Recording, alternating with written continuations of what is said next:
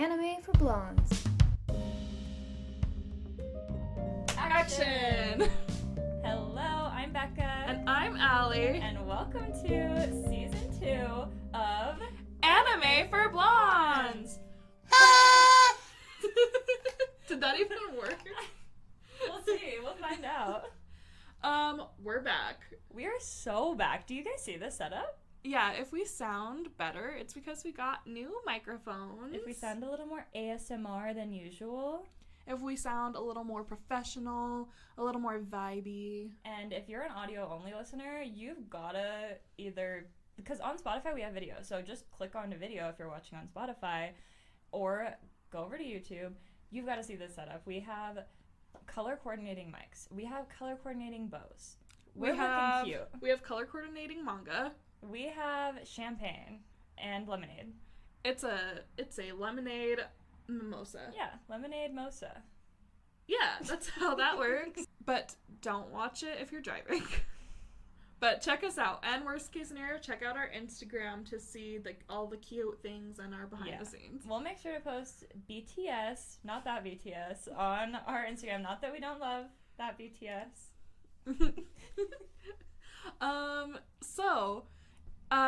I guess for us we're back, but for you it's only been a week. It's only been a few days. Oh yeah, because this is coming out Wednesday after our finale. So go back and watch our Jujutsu Kaisen finale if you haven't already. Or, I mean, if you're not interested in Jujutsu Kaisen, I mean... We've got brand new content for you guys. And it's all coming. Like, we're starting today with solo leveling. On Monday, we will have... Apothecary Diaries. I'm sorry. Are you sick of us talking about boy main characters? Me too, low-key. So we'll also be doing Apothecary Diaries, our first girly lead anime. We got some girlies in there. Mm-hmm. I'm refraining from talking about it at all with you until then because I want to save my thoughts. Okay, so perfect. No more about Apothecary Diaries, but we're going to do with that the same format that we're doing for this episode. Yes. So we are recapping Solo Leveling ReAwakening the movie for you today. And with that, we are going to go into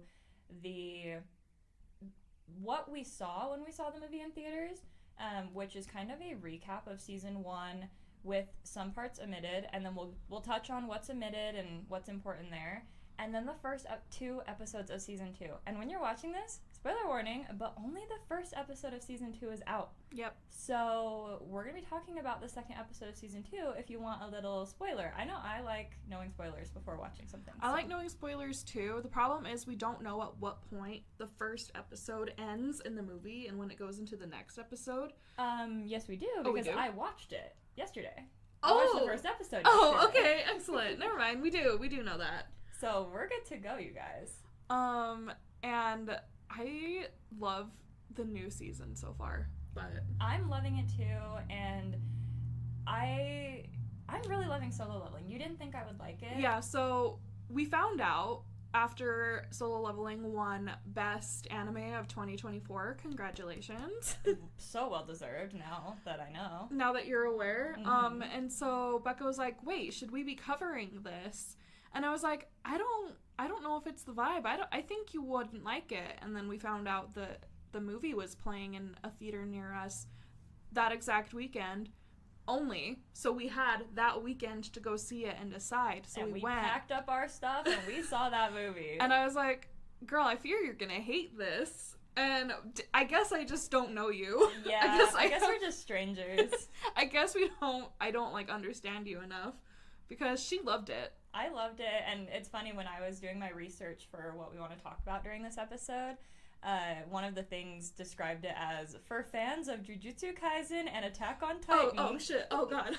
I said, oh, me? Actually, us. Actually, low-key, that makes sense. That makes so much sense. It really does. And so I was like, oh, that's literally us. You're Jujutsu Kaisen, I'm Attack on Titan. Yep.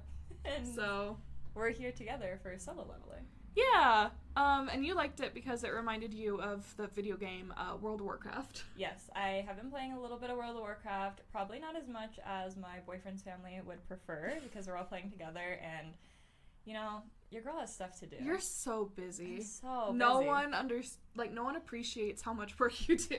They really do. Thank you. Thank you. Even me, I feel like I take you for granted a little bit. Thank you. I'm like literally unemployed doing nothing. You're employed. This is your job. Exactly.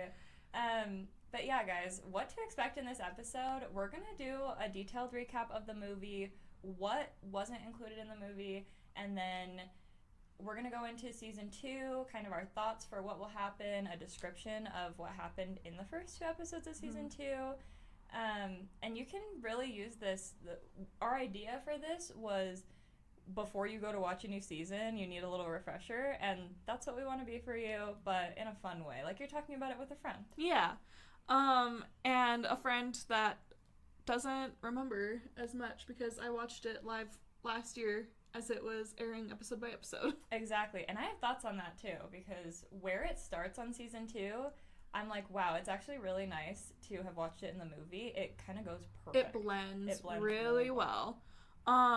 So without further ado, should we get started? Cheers. Let's get into it. Okay. So, I kind of made an overview of this. I appreciate it. You pulled it up. Thank you. I want to kind of start out with what is solo leveling, like the basic premise. And it's basically that, so first of all, it takes place in Korea, which I thought was really fun. And I didn't realize that initially. Yeah, I feel like I didn't realize initially either. But all the names are Korean names, so I really should have picked up on that. No, exactly. That's exactly. And when I really connected it in my head and was like, that all makes sense, is I was watching season 2 of Squid Games, and that also takes place in Korea. And all the names are very similar. All the, like, just the culture and, like, where they are and everything is, like, exactly the same because they both take place in the same place. But, I mean, it reminded me a lot of Japan and made me nostalgic for Japan, too. So, I don't think we're completely in the wrong for not, like, noticing right off the bat. Also, I think it's just, you know, the majority of anime is Japanese. Exactly. So, but what a fun change, and yeah, I'm loving it. It's different. So, the story, so in this world that takes place in Korea, it takes place in our world, but there are little portals that open up into dungeons from like fantasy dungeons, like Dungeons and Dragons dungeons. World of Warcraft vibes. Yeah. And the little portals, they're ranked by level of danger and difficulty. And they all have monsters and bosses and treasure.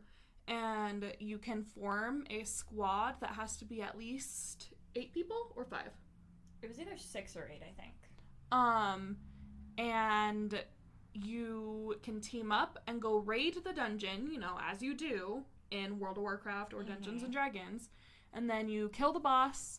And then you get the treasure, but when you kill the boss, the gate starts to close, so then you have to leave. Yeah, so if you need anything out of it, you gotta get the treasure before the gates close.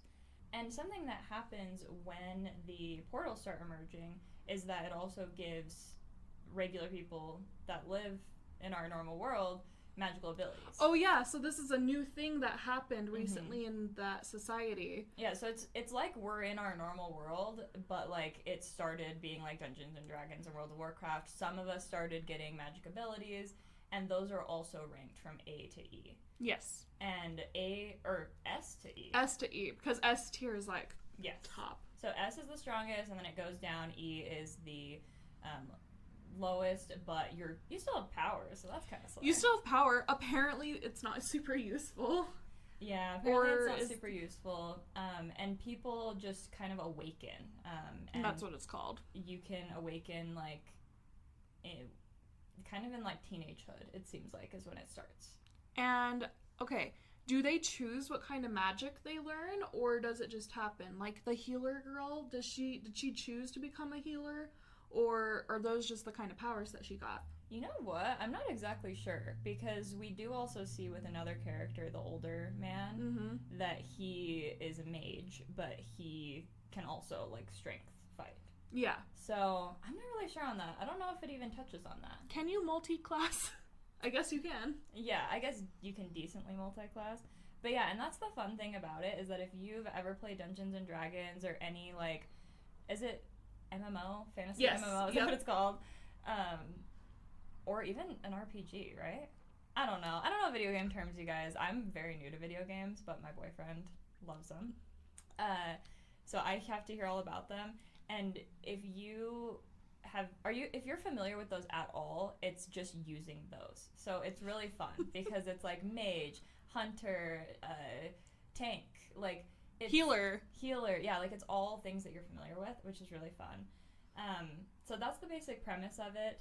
And the main character is Sung Jin-woo, and he is the like lowest E rank hunter. Everyone calls him the weakest hunter alive. Yeah, and he's just this like, he's in his like 20s, his early 20s. He's just like little like kind of wimpy guy, but he's so sweet. He's sweet, he's pure of heart, and he's doing, even though he's super weak, he's going to these raids to get money to support his family, to put his sister through school, and to pay for his mom's medical bills. Yes, because I don't know if this is something we see in the movie or if this is in the series, but his mom actually, and a lot of other people, got sick or like got an illness, like a coma type thing, when these portals opened. That was not in the movie. Okay. But yeah, that makes sense. Yeah, that's definitely in the series, because, or I just made that up, but I don't think you made that up. You're not me. You don't just make up theories and ideas and stuff and then be like, I think this is in the show. But yeah, so that was an interesting kind of like side thing that they just kind of throw away. It's important to know his circumstances. Because he's supporting his little sister that's in high school. And so he goes to all of these dungeons and these raids to make money, because right now it's just like a job at this point. Yeah. Because where we are at in the story is years later. I don't know how many years exactly. It's enough to where society started kind of getting used to it, and it's like a type of authority. Like, I'm pretty sure the president of the country is like one of their top raiders. Oh, okay. I didn't realize that. If I'm wrong, you can yell at me, but it would make sense. That was my understanding. Yeah, and we're even like already at a point where there's like what is it called when like a clan? Not a clan. What is it called when you have like a feud? No, like a group. A group a squad? in the games. No, like a raiding party? No, that the things that they're all a part of. Yeah, party. No, the bigger things that they're like signed up to, and they like work for. Oh, guild. A guild, yes. A guild. So there's like all these like professional guilds, and like if you're like you'll get scouted for them. Like we're already at this point in the story, and so that's basically what happens, is that there's these dungeons. People go in and see what grade they are. They grade them A to E, and then they're in a government system for it. Yeah, and then you sign up to go join a squad and go through the dungeon and make money that way. Yep. And so that's what our main character is doing, and then he gets assigned to, I think it's supposed to be a C grade dungeon, like and it's like super normal. That's the thing. Like C grade is the one that we see. C grade is the one that we see the most. And so I'm pretty sure it's his usual squad. He's done multiple jobs with these guys. Right? Yes, I think he knows these guys because he kind of has a little bit of a romantic connection with the healer girl. And that's clear even in the movie. It's a little more clear in the series, but you see them in the movie and you're like, oh, okay. Because in the movie, they don't really... It's really just showing you his experience. They don't really show any other characters because they're trying to, like... He is, like, one of the only characters in the movie. It's his story, basically. There's a little bit of side plot that you get in season 1 that you don't get in the movie, but it's basically he's the story. Yeah. So you've got your leader, your like seasoned, like veteran, like fighter, warrior who the main character really respects, like that classic trope that I will never get sick of. I know. It's a classic for a reason. Yeah. And then the love interest girl, she's the healer. She basically is always saving his ass because he's so weak he gets beat up really easily. And then a bunch of random characters that I'm sorry to say I don't really remember. Yeah, there's a lot of random characters, and especially in the movie, there's not really a lot shown about this first big dungeon. Yeah, incident. Which is crazy because it's like so pivotal. It is like his story because he transforms after this. It's a little hero's journey moment. Yep. And so in the movie, we see what happens and we see flashbacks kind of throughout the movie that kind of tell us what happened during this. But I have to say, my experience from just seeing the movie, I felt like his dungeon party was a little bit more malicious than they are in the series, actually. Okay, that was your takeaway? Yeah, that was my takeaway from the movie. Okay, I was guess... like, oh, they sacrificed him and they were just, like, being bad. Like, they were just being a little more evil and, like, selfish. Whereas in the series, they are still being selfish and they do still sacrifice him, but it's more like a greater good situation of they're in this tough spot, some of them are scared, and then it ends up at this point where it's like we either all die or two of us can be saved and you die. So, going back, they go to this C-grade dungeon, everything's going fine. They get trapped in this other room, and there are all these giant statues, and they're, like, very, like, religious looking. Well, yeah, so they're in, like, the normal dungeon, and then another entrance opens up. Yep. And they're, like, they're actually not supposed to go down there. And you see that in the series, that they're, like, this hasn't been graded yet. This just opened up. We're not supposed to go in here, but it's probably, like, it's only going to be C graded still. Let's just go. If we wait, then someone else is going to come and get the treasure. Let's just go and get more money now. One of the guys is a new dad, and so that's a whole part of it. Oh, God. And as soon as you hear that, you're like, well, he's dead. He's done for. Yeah. They have to make sure you know that he's a new dad. And then I'm like, dang, R.I.P., bro, I wish you never told us that. I love that trope in shows and movies where they're like, we're not going to actually kill off someone you're going to care about, so we're just going to make you care about a new person and so then that we'll we can kill them. Yeah. And then you're still upset about it. But it won't actually mess up the story. Yeah. So they decide, they do a vote. Yeah. On if they're going to go through or not, or if they're going to wait. And our boy Jinwoo, he votes to go. He votes for it. And he pays the price. He pays the biggest price of all. Well, I mean, or except does for the people who die. Yeah. Except for them. So yeah, they're in this area, and there's just these, like, religious-looking statues, and they're kind of looking around. They're like, what are we doing here? What's going on? And they start to see the eyes of the statues move. And they're like, no, the eyes aren't moving. Like, you're just crazy. And then the statues start to kill them. Yeah. So some of them have weapons. Some of them have instruments. Or one of them has an instrument.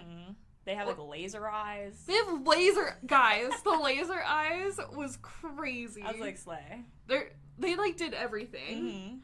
They have to solve each of these riddles that is instructed on one of the statues. And Jinwoo is my poetry king, my riddle king. Yeah, he must have been an English major. Yeah, he gets them right off the bat. He's trying to explain it to everybody. At first, they're not really, like, listening to him, but then they're depending on him. Solve this riddle so we know what to do because they're killing us. Because it starts to work. What he says starts to work, so then they're like, come on, Jinwoo, what's the next thing? What do we do? And I remember at some point they're supposed to play a song.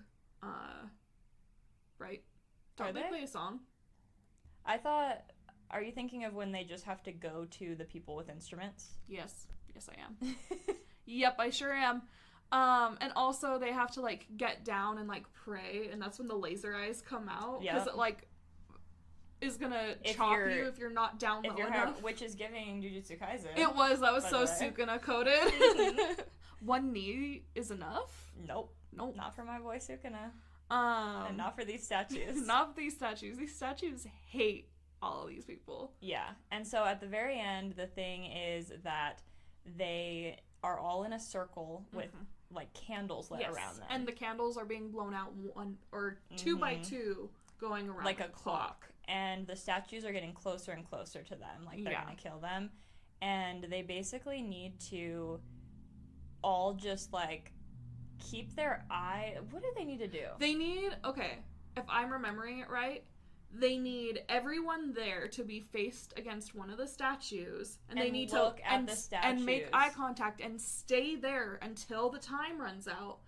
But one by one, each person gets too scared and starts running away, and every time they do, more candles blow out. Yes. So it's going down faster. So then they think logically, okay, if we all just book it, we might all actually be able to make it. Mm-hmm. But they realize they actually don't have enough time if they all do that. Yeah, and at this point, Jinwoo has, like, one leg. Like, his leg has been lasered off. Yep. He might only have one arm at this point. Like, he is in rough shape.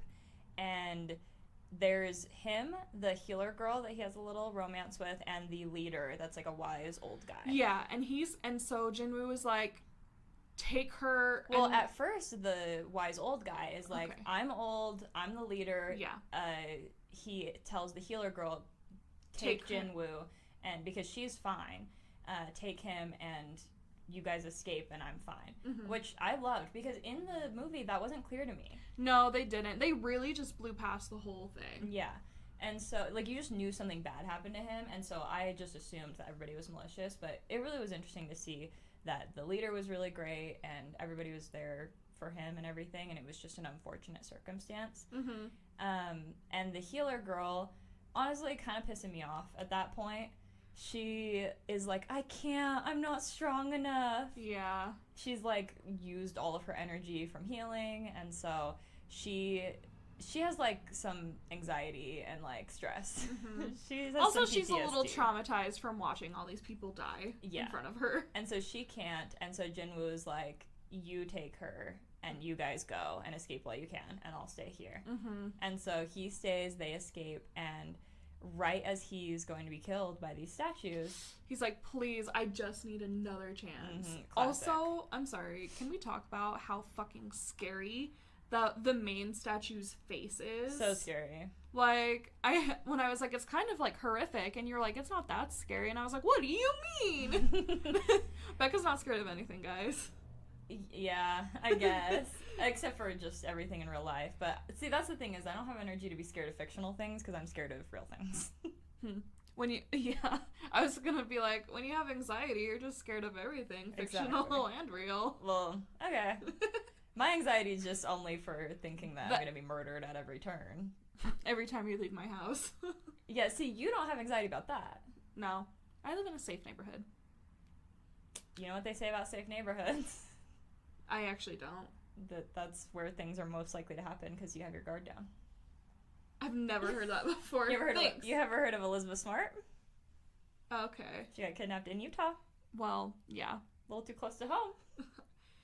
There's a lot of Utah kidnappings. Anyways, there is. So, yeah, right as he's about to die, it's so sad, and he's just sobbing. But that's the thing that I thought was really interesting that they did, is I don't know, usually you have a hero that's, like, just very stoic. He was not stoic. He was stoic at first, like, he was like, take her, you guys go. And then as soon as they're gone, he's like, I don't want to die. And he's so real for that. This is, like, the scariest thing that could possibly happen. He's young, he has family to support, and he's pissed that the reason why they didn't all make it out is because one guy, he got the ball rolling with the running away. He was a scaredy cat. He was a scaredy cat and ran, and he was like, sorry, I've got family to support. I'm done. I'm leaving. And so he's like, he's like, we all have family to support. Like, you had no right to leave us all. So he's like going through it, and he's about to die. He's like, I just need one more chance. Yeah. And then it's like a gaming notification pops up. A little pop-up. And it's like, you're about to die. Do you want to accept this, like, this quest? And he's like, and he somehow manages to hit yes. And that's basically where the whole story starts. Yeah. And then he wakes up in the hospital. Yep. And he has his limbs, 2 legs, 2 arms. Yep. And people come to check on him, and they're like, hey, we heard about this thing, because, like, this became an incident, you know, because people were injured, people died, so obviously, like, the guild and, like, the government got involved in covering it. So they go to visit him in the hospital, and these two guys, one Megami looking motherfucker, and then...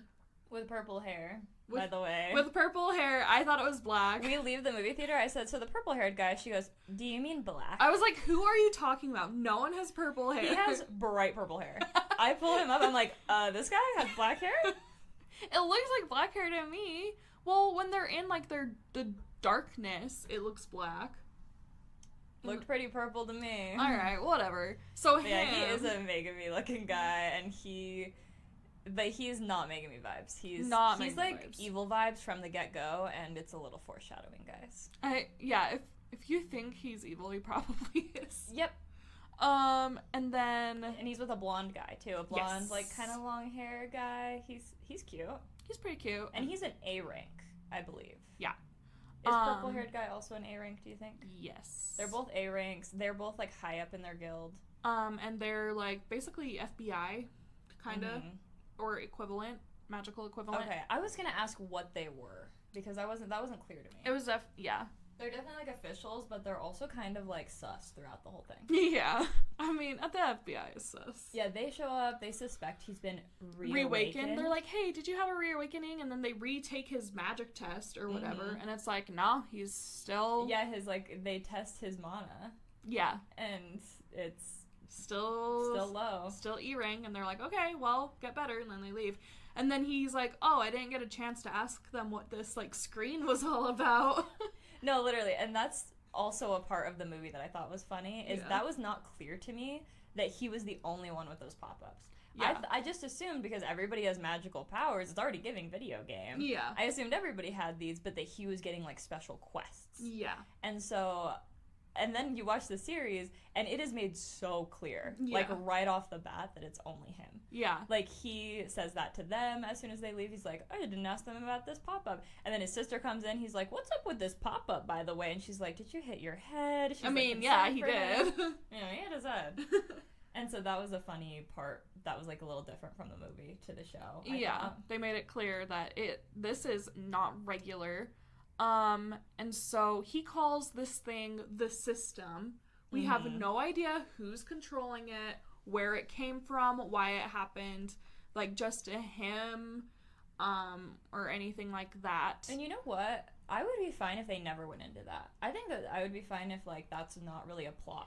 Because if they end up explaining it, and it turns out to be something stupid, it's gonna ruin the whole thing. Exactly. I kind of would rather just not know. It's like how they say with, like, time travel or something like that, you either have to have it so perfectly described and, like, how it works, or you just have to be like, and this is how it works. And it's just and magic not explain it at all. Yeah. And so I'd be fine if that was never a plot. Yeah. I have a feeling we'll find out eventually.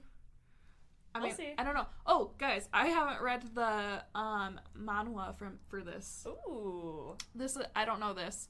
Me and Malachi discovered this show while we were on our honeymoon. Like how you discovered Sword Art Online. That's so special. I didn't know that. We were on our honeymoon and we were like, we need something to watch because he also got sick.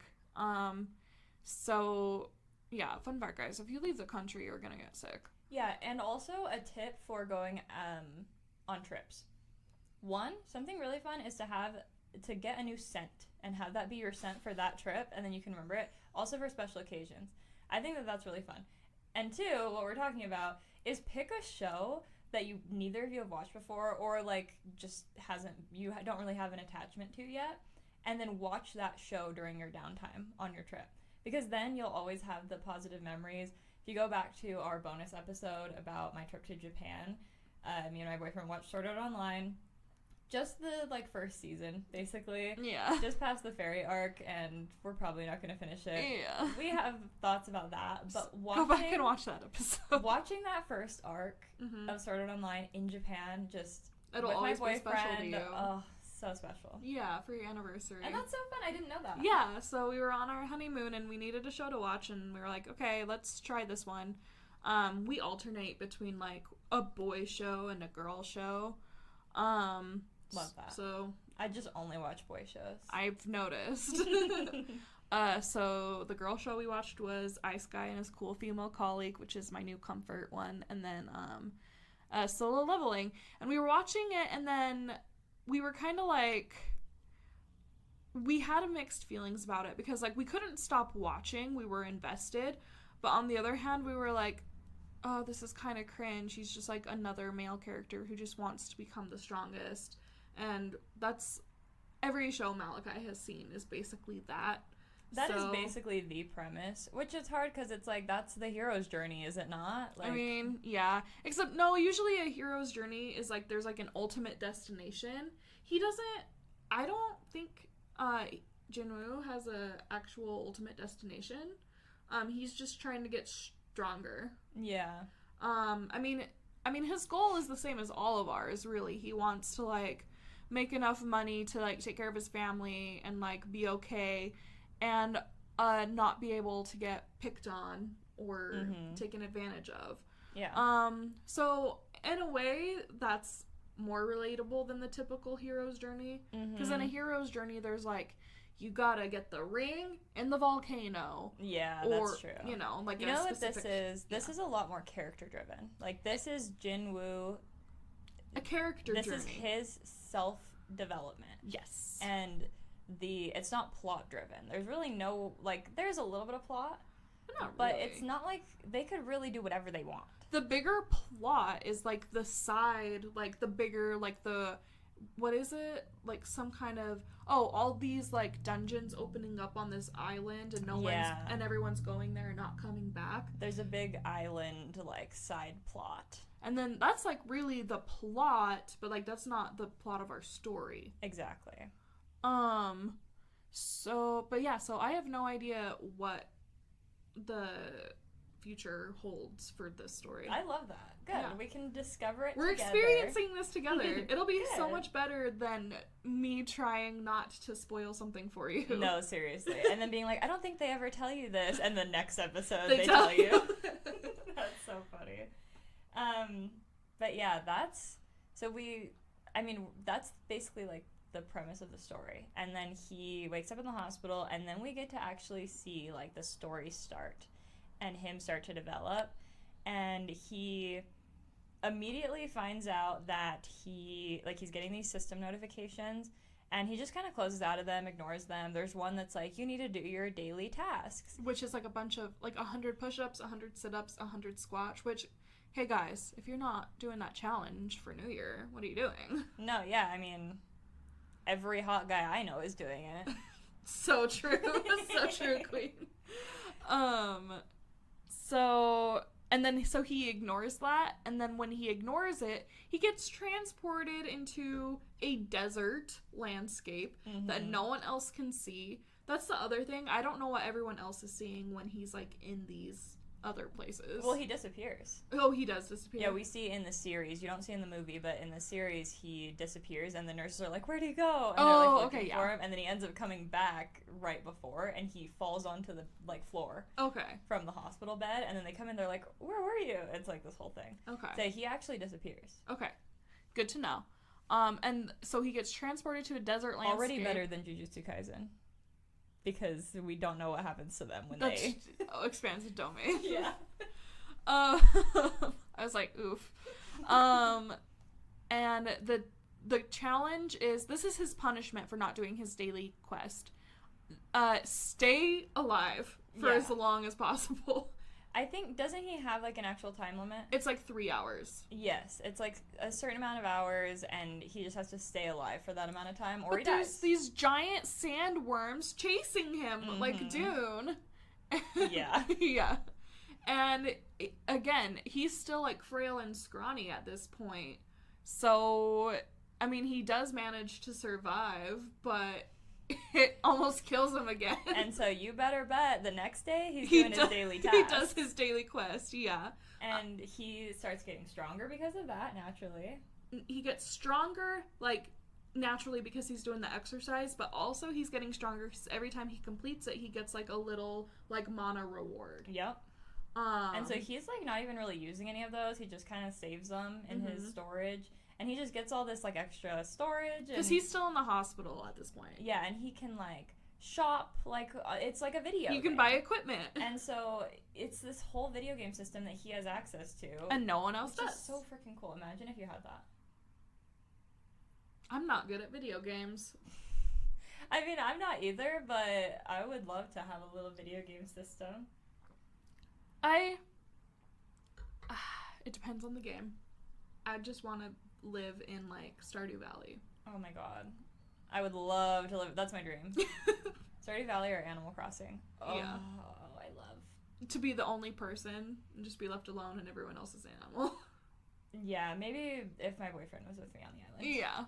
And your cats. But he only plays sometimes, you know? He only plays sometimes? Yeah, like, I'm on the island, like, all the time, and then he comes and plays Oh, sometimes. okay. He comes and visits. So in the movie, it kind of goes, like, it's a little bit of a montage of him, like, getting stronger and going on, like, different dungeons and, like, quests and stuff. There's one dungeon in the show that he goes into by himself that he actually starts challenging himself. Is it the wolf one? Yes, the wolf one. He's, like, in it alone. He starts challenging himself. He's, like, actually able to beat things. He uses some of his little, like, abilities and stuff.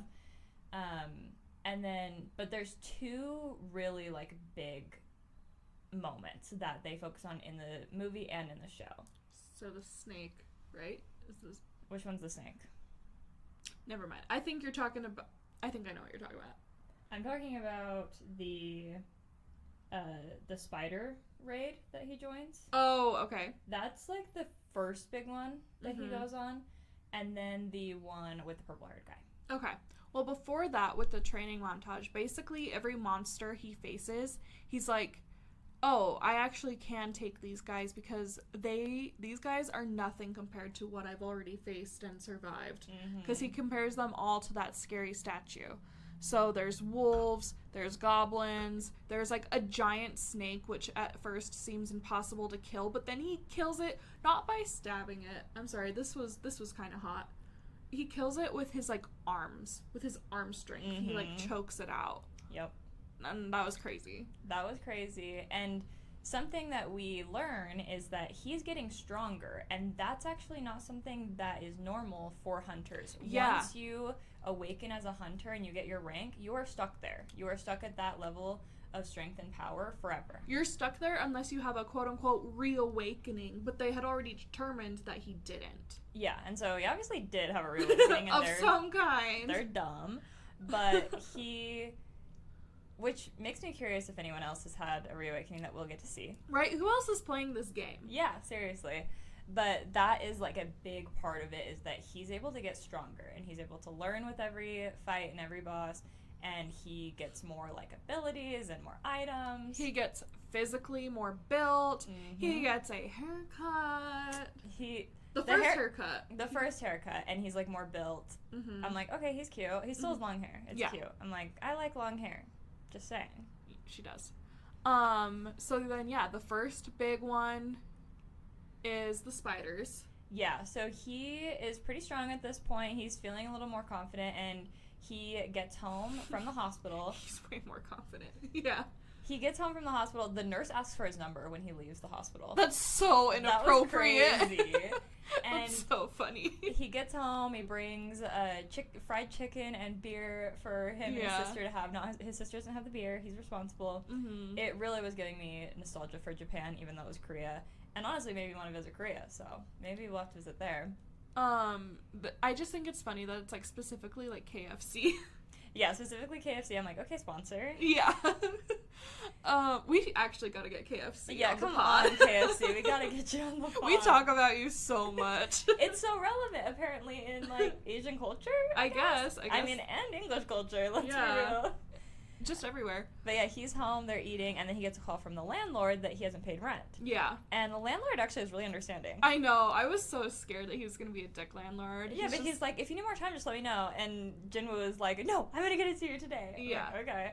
And so he just scrolls on his phone for, like, the dungeon he could join. Finds a quest that'll pay enough to cover. The quest is, or, like, the listing online is, we need 2 lower rank people so that we meet the quota, so that we can go into this dungeon. We have the rest of the team made up. So, all you gotta do is carry our equipment and, like, water. Yeah, like, they'll handle it all. They just need to meet the quota. Yeah. And he's like, okay. Sweet deal. Sweet deal. So he goes, he gets there, and, you know, everything's chill vibes. The other lower ranked guy who shows up, he's got, like, a full set of armor. He's a rich kid. He's a rich kid. He's just a rich kid, but he's, like, sweet. And he's, like, is he C rank or D rank? Like, he's higher rank than... I think he might be C. he's C. Yeah. He's C, and then, like, his armor really helps him. So it's, like... Yeah. So Jin was like, oh, he could be, like, B with that, like, armor. Yeah. He's just has no skills. Yeah, this is, like, his first raid ever, it's giving. He's so green. He's so green. He's so sweet. I love him. He's telling Jinwoo the whole time. He's like, I got you, dude. Like, I'll protect you. Don't worry, I'll protect you. And you're just, like, I'm sorry, just looking at them visibly, watching, like, this, like, little twink in a bunch of armor, telling this, like, super, like, visually, like, muscular, tall man, I'll protect you. I know. It was cute. so funny. I loved him. Bestie vibes. Besties. And then the leader of the raid party Sideburns is, like, guy. super friendly. He's like, hey guys, we do this all the time.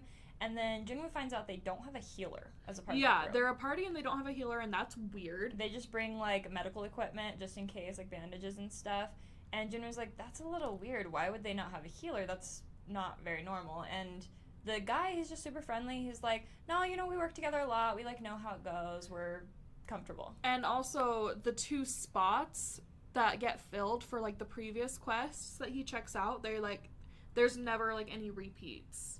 Yeah, because that's what Jinwoo starts thinking. He's like, if they do this all the time, why don't they just have, like, people they can call up to do this? So it's getting a little sus. You're like, okay, there's something going on here. And... he's not stupid. Yeah, our boy Jinwoo's smart at this point. Yeah. I mean, he's always been, like, intelligent, but now he's got, like, street smarts. Exactly. And it's so fun to see him grow and learn. Yeah. I'm sorry, his personality at the end versus at the very beginning, he's, like, 2 different characters. No, it's very interesting. And basically what happens in this dungeon, in the movie, we basically go straight to the boss fight, which is a giant creepy spider. In the show, there's some, like, little, like, what are those, like, goblins? Yeah, they're goblins. Little goblins that they fight beforehand. And he's, like, Jinwoo's getting more and more suspicious as time goes on.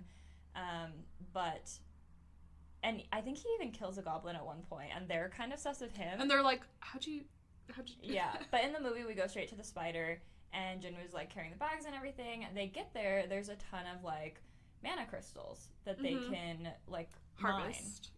Harvest mine. But, oh, shucks. They left our mining equipment outside of the dungeon. Oh, no. So, okay, just wait. The spider's asleep. So you 2 lower levels, while the spider's asleep, you guys watch our haul and make sure nobody else comes and takes it? What are they going to do if another raid party comes? You're leaving the weak people to, like, defend the dungeon? Yeah. Sure. Yeah. So they are like, you guys stay here. We'll go run and get our equipment, and then we'll be back. And they're like, and you guys can even have some of this, because that wasn't, like, part of the contract initially that you wouldn't get this. Because part of the contract was that they'd get paid, but they wouldn't get any of the, like, loot. Yeah. But this wasn't a part of, like, the contract items. So they're like, and we'll, like, all get loot. That'll be so exciting. Yeah. So they leave, and then almost instantly the mage in their group shuts off the cave entrance, yeah. And what does that do? It wakes up the spider. Of course it does. And I love it when a character's normal, but then suddenly they're animated with red glowing eyes for, like, no reason but to show us that they're evil. Like, you gotta know. There's no, like, red glowing anything to give their eyes that illusion. The animators were just like, and they're evil. Yep. So they leave them behind to get eaten by the spiders, so then basically they'll just have more money to split amongst themselves. Yeah. And that's their routine. That's what they do all the time. That's why they don't have stand-ins to call. Because any people who joins them just dies. Which is crazy. And then Jin was like, okay, I'm gonna take care of this. And what's the other guy's name? Do you know? It's like Jinhoo. Like, it's like a very close name to his, I'm pretty sure. Oh, do we have that down? I don't think I do. I put some people's names in here. Another guy who's sea level. Sung Jinwoo's best friends ranked. Perfect. Okay, but what's his name? Yu Jinho. Yujin. Okay. So Jinho is his Jinho. name. So it's like basically it's so similar. Yeah, okay. Jinwoo, Jinho. Perfect. They sound almost like identical to me, at least when they're like saying them. Yeah. In the show. But so he is like, I got you, Jinwoo. Like, I'll protect you. He's And so sweet. bro just takes care of the spider. Yeah, Jinwoo's just like, let me get him. He's like, I've fought worse. He has. That's what he always tells himself. I fought worse. So he kills the spider. It's like, it's a battle, but like,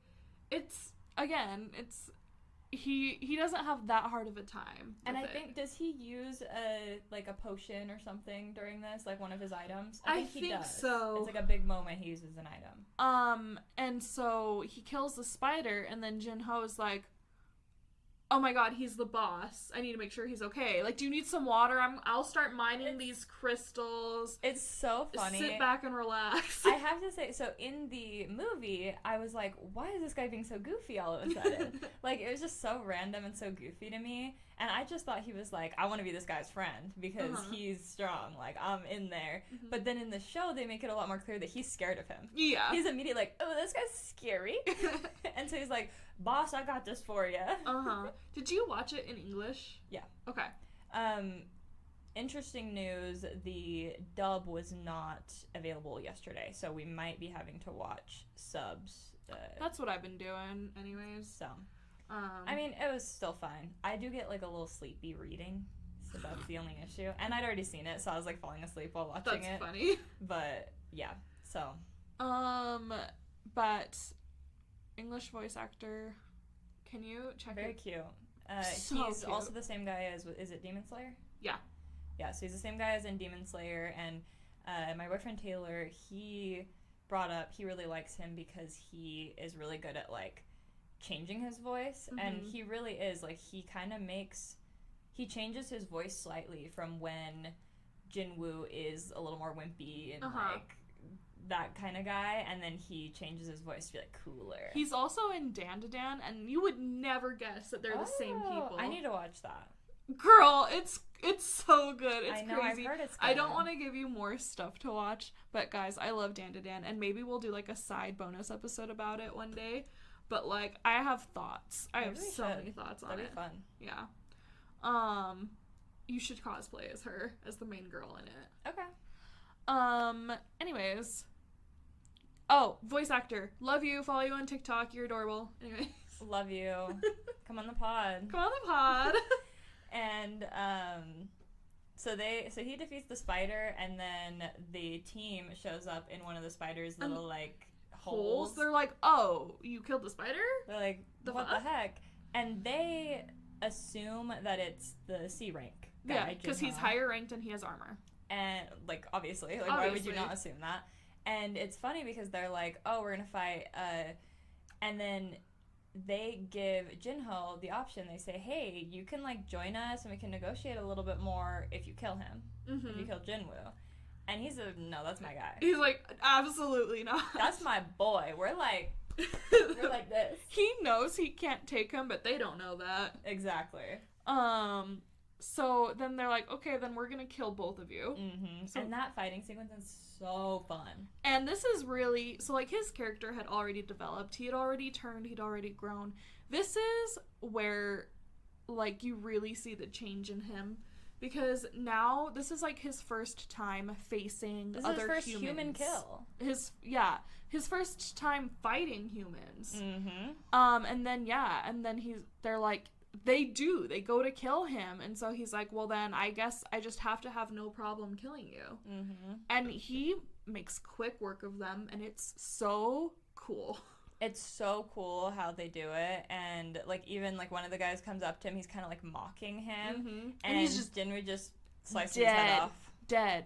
The fight choreography in this is really fun to watch. It's such a fun fight. Like, I do understand what you mean sometimes in fight scenes, how, like, you get bored and your eyes glaze over. Yes. But, like, I feel like they make the fights in this, especially, like, with these other people, really interesting to watch, to where, like, you want to pay attention to what he's doing and how he's doing it. That's how I know a fight's good, is if I'm like, oh, I want to see this. And I think that part of it is that Jinwoo is still learning, so you kind of want to see what techniques he's using. You want to see him succeed.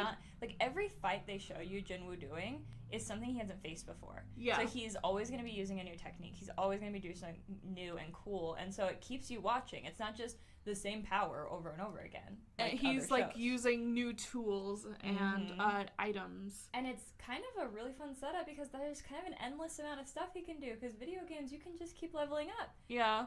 Hence the name. Solo leveling. Also solo, because he's a solo player and he's the only one. I wonder. Any duo? They're gonna change they're gonna have to change the title. No, let it a sequel. Is this a video game? Is this actually a video game? Or no, they're making a video game of it and Taylor was really excited, right?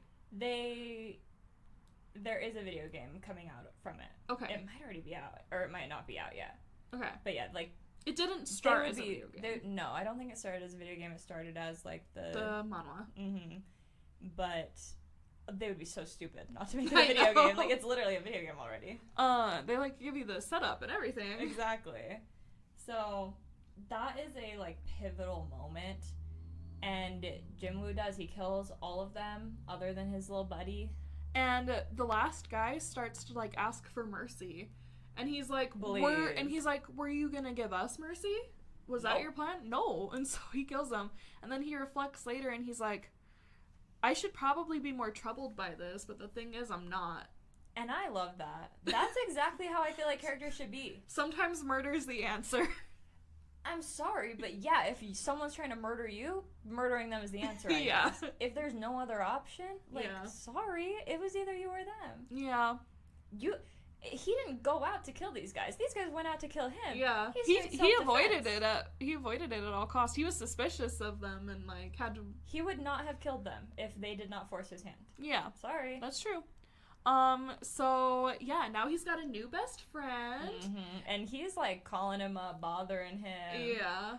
In the movie, it's a lot less, like, there's a lot less plot there, and it's just basically, like, we're friends, and I'm, like, gonna make a raid for us, and we're gonna do a dungeon together. I got all these people together. In the show, it's a lot more slow, and, like, Jinwoo, like, is like, I don't want to do that at first, and then he, like, says no a few times. He convinces them. Yeah.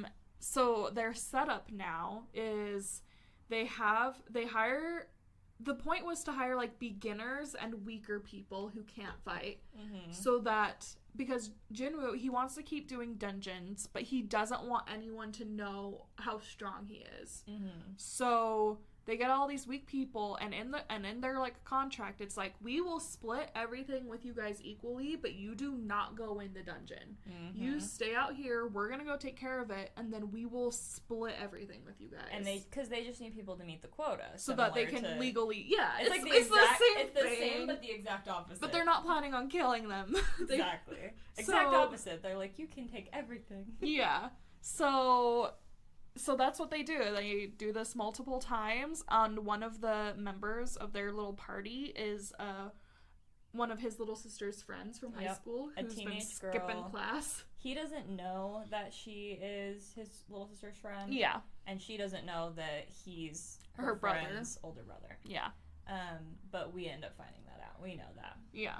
And yeah, that's a little side plot that they kind of touch on in the movie, but they really go a little more in depth into the series, and then I think that's going to be a bigger part of season 2, is the friend, I have her name somewhere, let me see,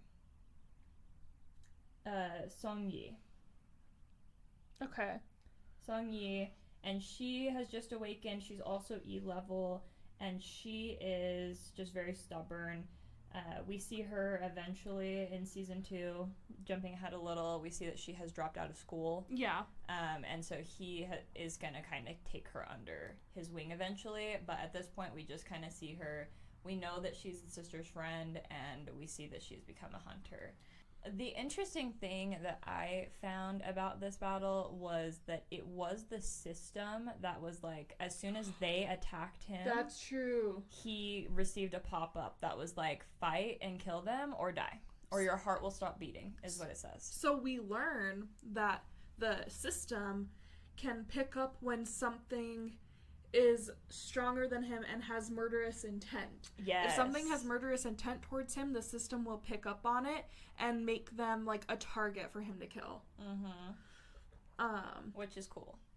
Which is cool. It adapts and it's aware. Like, okay, AI. Not AI. Not ChatGPT. So that becomes more important. Another battle. So he's just kind of doing a lot of it's another montage. It's a lot more like montage. He's doing a lot of these dungeon raids and everything. He's getting stronger still. He's still doing his daily quests. And then we go to the other significant battle before like the main significant. The finale of season 1, basically. There's like 4 significant battles in season 1. Yeah. It's that first one where he reawakens, the second one that we just went over, this next one we're going to go over, and then the very last one that like is the finale. And this next one, there's not really that much to it, so we can get through it pretty quick. Yeah, but so the main thing is that I found it very convenient. They bring a lot of the people back from the original dungeon. And I think that was on purpose. In the show on purpose, or like, what do you mean? Like, I think it was on purpose by the government who put out the job and like hired the people to do the raid. Yeah, and is that suspicious? I found it suspicious. Yes. I was like, is this a setup? I think it's suspicious. I think it was set up by the purple-haired guy. I think so too. I think they wanted to get rid of all these people because they were in this suspicious circumstance, and they are suspicious of Jinwoo. Yeah, they are. He's on their radar. His name keeps popping up, especially when they start doing all these dungeon raids. Because they're like, why are all these people doing a bunch of raids? All these like weak people with like, there's like no one strong on their team. So like, how are they doing all this raids? So people, and like all the raids start being like taken. Yeah. And so there's like not enough to go around, and all the guild leaders are like, wait, I can't send my people on raids because they're all being taken because Jinwoo's doing all of them. And he's really fast and efficient. So they can do like 6 in a day. And in the series it really goes into, there's like a specific guy that goes and like talks to Jinwoo, and he's like, what's going on? He's like suspicious of him, that he's reawakened, and Jinwoo kind of like plays him a little bit. He's like, I'll let you have, like, I'll sell these dungeons to you. And then he, like, buys them, and then he ends up not even, like, needing them or something. Yeah. And so he totally plays him, and it's kind of funny. He thinks he has them, and he doesn't. Yeah. And so then we go into a dungeon where Jinwoo shows up. He runs into the old wise man from the original. And it's kind of awkward. He's lost an arm. Yeah. He's one-armed. And he is like, oh my gosh, Jinwoo, is that you? Like, you have so your different. limbs? And he looks different. Yeah, he does look so different. And Jinwoo's like, oh my gosh, it's you. And it's like this really, they're like, what a coincidence that we'd just come across each other on the street. And then they run into the girl. Girlie. The healer girly, and Jinwoo's like, you're still doing this? Yeah. And this is her first one that she's done, and in the series we kind of see they're kind of pestering her. They're like, we really need you to do this. Yeah. And she doesn't want to because she has PTSD. And that's more suspicious. Exactly. So that's why I think there's something going on there. And she finally agrees. And he's like, are you sure you want to do this to her? And then we also see that the other members, there's like 2 other guys from the original dungeon that were the ones that were like cowards. They ran away. And the wise man is like, we all need to apologize to Jinwoo. Like, we would not be alive without him, and we are in his debt. And that was really cool. And they all apologize and everything. And then the purple-haired guy shows up. He's going to go on the dungeon raid. And who else is going to go with them? A couple of criminals. A couple of prisoners that are going to get a lighter sentence because they're doing community service. Yep. I guess. This is like the equivalent of like them putting out fires in California. Yeah. Actually. And then... I mean, I'm like, honestly, we stand prison reform. Yeah. Like, do they not get another chance? I'm like, honestly, rehabilitation. Which these guys specifically, we find out are bad. Yeah, they're like, they actually did actual terrible crimes. But I'm like, this isn't necessarily a bad thing. Yeah, not a bad like, concept. Jinwoo, you're being a little judgmental. Yeah. He's right, though. He is right in the end. So, they split up, and then... Do they hear screams? They hear screams, and then that's why they turn around? So I think what happens is, in the movie it's not as clear. You just kind of get the reveal. Mm-hmm. But in the series what happens is they split up, and they split up to where, like, the two random guys that were from the original dungeon go down a path together. Yeah. The old wise guy, Jinwoo, and the healer girl go down a path together. And then the purple-haired guy and the prisoners go down a tunnel together. And then the one that the two guys from the original dungeon that are unnamed go down loops back to attach to the purple-haired guy and the prisoners. Yeah. And what we see from the purple-haired guy and the prisoners is the purple-haired guy is killing them. Yes. Because he was hired by the father of their victim. Yes. To kill them. Because they're getting this license, and he's an assassin, and he is just such a powerful hunter that the only thrill he gets is killing humans at this point. Yeah, he's like too strong at killing monsters, so now it's only fun to kill humans. And now he has been witnessed by the two unnamed guys. And so they get killed immediately, and then we end up, like, Jinwoo and the other two end up coming across them as well, and it's kind of like I feel like he could have explained away, but he just chooses not to. Purple-haired guy, he's like, isn't it obvious? He's like, yeah, I killed them. What about it? I'm an assassin. What about it? And Jinwoo is like gonna fight, but the old man is like, no, I have to fight. I got this. Yeah. And I'm like, honestly, so valid. Because he's like, he's C rank, maybe? B rank? I think he's B rank. He's B rank. The other guy's A rank. And he's old, so it's like, okay, he maybe could fight an A rank. Like, that could be believable. Yeah. And he's a mage, so he has his magic abilities. Yes. But he chooses to fight him first, and then he kind of tricks him at the end. He brings his magic. And he gets, like, a buff from the healer girl. Mm-hmm. And it's going pretty well, but he's not going to win. The assassin's too fast. Purple hair guy, he's too fast. He's got, like, a ton of... Because, like, that's his class also. He's got assassin abilities. Yes. So he, like... can hide his presence, so he can, like, sneak up on you. Mm-hmm. And so he's about to kill the leader, and then that's when Jinwoo steps in. Jinwoo steps in, and he's like, you're done for. Yeah, and apparently, he's like, this was funny.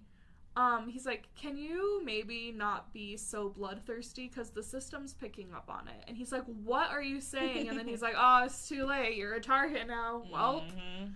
Mm-hmm. And so then the system is like, kill or be killed. Yep. Like, that's the thing. And so he accepts the challenge and he starts to kill him.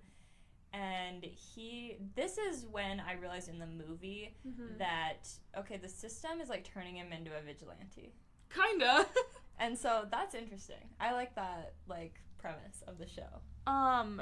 So we stan the system? Kinda. So we find out Jinwoo also is able to hide his presence. Mm-hmm. He can basically keep up with purple hair guy assassin, which is something that no one should be able to do because he's like, wait, he has assassin abilities. He's not supposed to be able to multi-class. Yeah. But because of the system, he's got all these extra abilities that no one else has. Mm-hmm. And then he kills him, and then he's like, as he's dying, he gets him with the poison dagger. Yes. Yep. That he got from the snake. Yeah, I think he got it from the snake, yeah. And yeah, he kills him. Yep. And it's crazy. And then they are like, that's crazy. And they leave. And because he was a public official, like, everyone's like, what the hell? What happened here? And Jin was like, well, shoot, I'm going to have to, like, come clean. But the old man comes in clutch. He covers says, for him. It was me. And he's like, and with the, like, explanation of, you know, he tricked him, and, like, he's older and wiser, you know, he's trained for years, and they also had the healer to give him the buffs. They're like, you know what, that's probably still not possible, but, like, it's realistic. They're like, we can't really deal with this, so yeah, we're just gonna go with this story. And I think that the story is reasonable enough to, like, everybody to accept it. The blonde-haired guy that we see that had been partners with the purple-haired guy, he's like, there's no way. Because he knows how dangerous his partner was. Exactly. So he's like, there's no way. He definitely is suspicious of our boy, Jinwoo. But that's a big moment. Yep. Again, every every battle that we see, he unlocks a new ability or a tool, or he develops in some way. He has yet to come across a challenge that actually can take him out. Exactly. And I think that battle was fun because we lose everyone that was a coward at that original battle. Yeah. Everyone that was a coward other than the healer girl, which she was a little bit of a coward, but she's also a romantic She interest. also didn't really choose to leave. That's true. That wasn't, I mean, she became catatonic. She was scared. I don't know if she was a coward. Yeah. A little different. Yeah.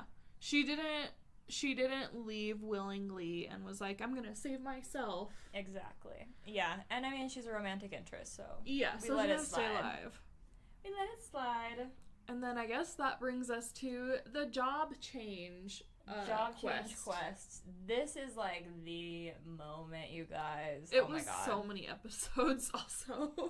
So many episodes. This really sold it for me. This one, I was like, the ending, I'm like, yes. Okay. This is exactly what I wanted, and I didn't even know I wanted it, and I am so happy. But it kind of, how does he start on this one? He walks into the dungeon. He has no idea what job change quest means, by the way, but he goes to. Is this just like a system pop up? It's like he doesn't necessarily have to do this quest, I'm pretty sure. Yeah, and he just chooses to do it. He chooses to do it. His point of view, or his perspective, is the system. Everything that the system throws at me is meant to make me stronger or more powerful or better. So that's why he wants to do all of the challenge that the system throws at him. Yes. So he takes a day off. He goes to a more secluded area because he has no idea what's about to happen. True. Okay, that's true. So that was very intelligent of him.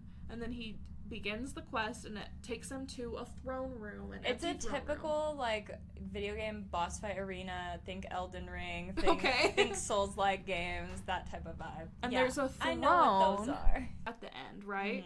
And then there's just one knight. And so when I saw this, I saw that chair at the end, and I was like, okay, he's gonna have to fight the knight. And I was like, but I think if he just gets to the throne and sits down in it, that'll be his job change, and he'll be like the king, and then the knight will serve him.